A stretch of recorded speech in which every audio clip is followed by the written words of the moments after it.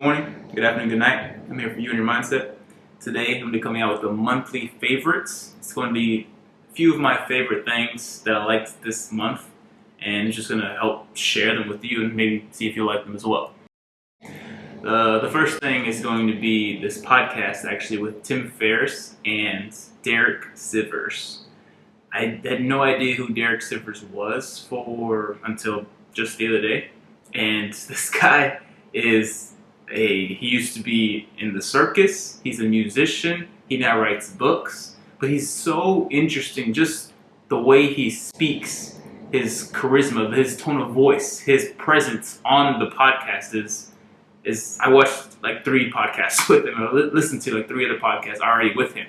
I read a couple of his books from this, and it's just fantastic. The Tim Ferriss podcast, he has 2 of them on there. One of them is just about questions that he just answers. It's like 30 minutes. You can listen to it easily. The other ones I think is almost 2 hours, hour and a half, 2 hours, and that's the one that hooked me to understand just help with life advice. He has a few books. He has one on how to live. He has one on your music and your people, and he has another one called Anything You Want. I believe that's a business book, but his books are like they're not, first of all, they're not long. Second of all, they're easily digestible. It's like bite-sized pieces that you can just eat a little bit, eat a little more. So it's not overwhelming. Like some books are very dense and very hard to read. This book is actually easy to read and actually helps you in your life. I'm going to give you some of his stuff from his website right now. He has a few articles on his website, and one of them is called Directives. He read all these books. He went through all these things in his life, and he has just a bunch of life advice that he tries to give to people. And he narrowed it down. Instead of trying to share everything, he just shared actually what to do instead of, let me just theorize on these philosophies that are going on in the world. Okay, what do you want to do with your life? Well, it depends on what you mean by life. It depends on what do you want to do. It depends on what you think you are. No. Let's not talk about that. Like, what do you want to do with your life? Let's give you some direct life advice that's good, that's going to help you, and it's easy to understand, and it's comprehensible. It's not some dense, like crazy shit that nobody even understands. So I'm going to just give you one. This one is called How to Thrive in an Unknowable Future.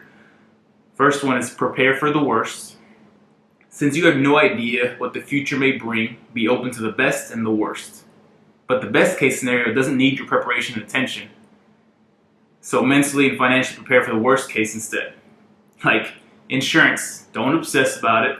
Just prepare, then carry on. Second one, expect disaster. Every biography of a successful person has a line, and then things took a turn for the worse. Fully expect that disaster to come to you at any time. Completely assume it's going to happen and make your plans accordingly. Not just money, but health, family, freedom. Expect it all to disappear. Besides, you appreciate things more when you know this may be your last time seeing them. Number 3, own as little as possible. Depend on even less. The less thing you own, the less you're affected by disaster. 4, choose opportunity, not loyalty. Have no loyalty to location, corporation, or your past public statements. Be an absolute opportunist, doing whatever it is for the best of the future in the current situation, unbound by the past. Have loyalty for only your most important human relationships. 5, choose the plan with the most options. The best plan is the one that lets you change your plans. Example, renting a house versus buying a house. And the last one is avoid planning. For maximum options, don't plan at all.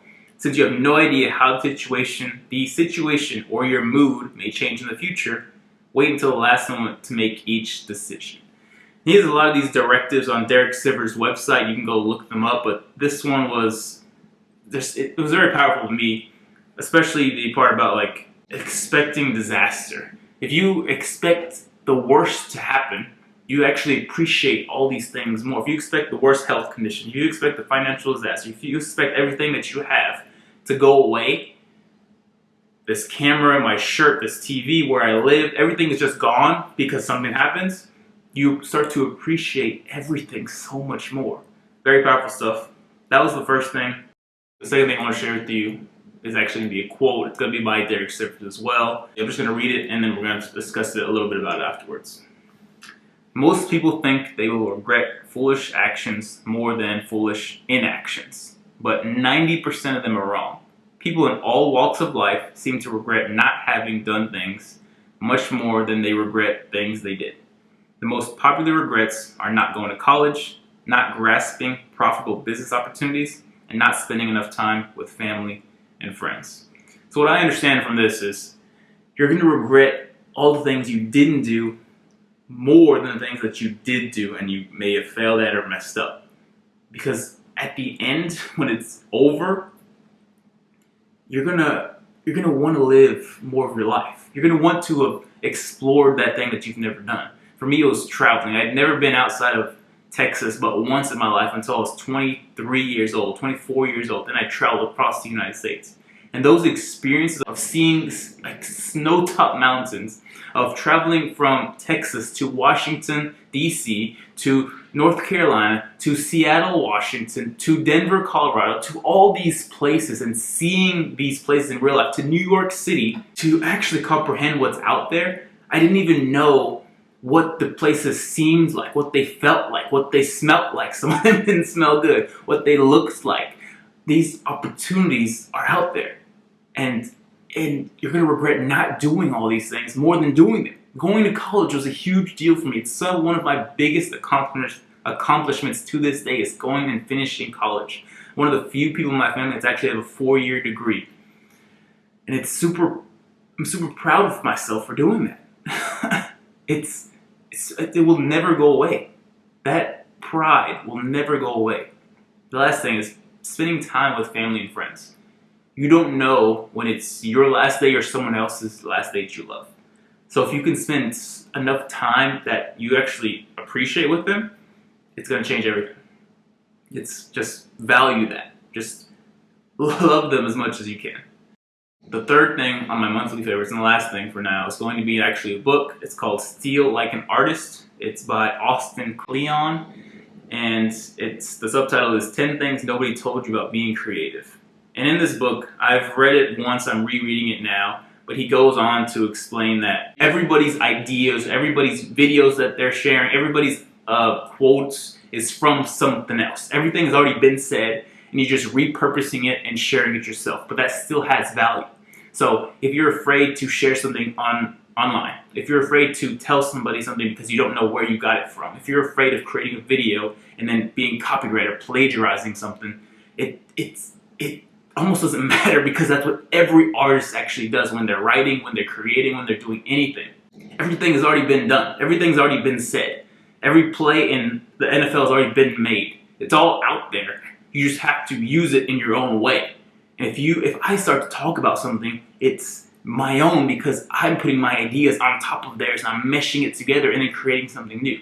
He has a good quote in here. It's by William Ralph Inge, I-N-G-E. What is originality? Undetected plagiarism. Originality doesn't exist. And that's what it's been super helpful to me because I always felt like I was stealing somebody else's ideas or stealing somebody else's course or stealing somebody else's product or stealing somebody else's video or stealing something from somebody else if I shared anything. From the books that I've learned, from the videos that I've watched, from the podcasts, from Derek Sivers, from Tim Ferriss, from Lewis Howes, from Tom Billy, all these people. I always feel like I was just going to steal what they were saying and then share it as my own, and then I'm just a fraud, and I'm just a fake, and I'm just an imposter. I'm an imposter, and I have imposter syndrome because I'm not anything. Why would anybody listen to me when they can listen to Tony Robbins? You know, like, that's how I felt for still. And this book has actually helped with that, and to understand that nothing is original. Nothing is original anymore. So that's my 3 monthly favorites, and I'll be coming out with this every single month. I hope you enjoyed it. I'll see you next month. Like, subscribe, and I'll see you next time. Peace.